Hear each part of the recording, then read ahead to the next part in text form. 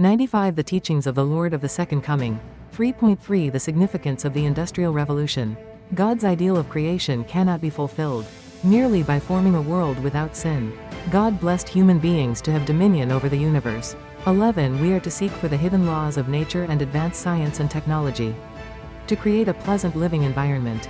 Religion and science have shouldered their respective responsibilities for helping fallen people overcome the internal and external aspects of their ignorance. Therefore, in the last days of history, we can expect not only the emergence of a truth, which can guide people to completely alleviate their spiritual ignorance, we may also expect the progress of science to solve all the mysteries of the physical universe.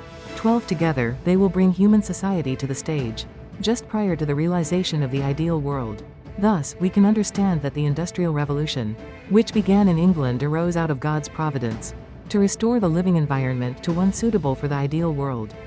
The economic structure of the ideal society also resembles the structure of a healthy human body. Production, distribution and consumption should have an organic, interdependent relationship, such as that which exists between the digestive, circulatory and metabolic systems. There should not be destructive competition due to overproduction, nor should there be excessive accumulation or overconsumption due to unfair distribution, which would be contrary to the welfare of all people.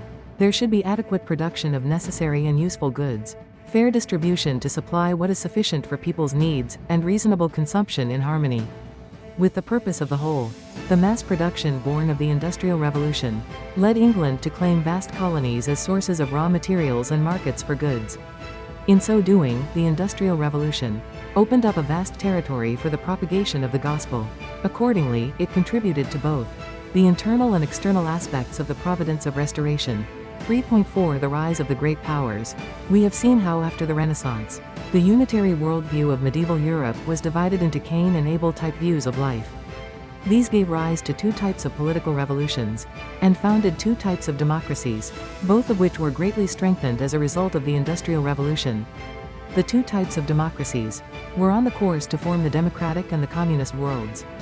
Following the Industrial Revolution, spurred by the rapid progress of science, industrialization created economies characterized by overproduction.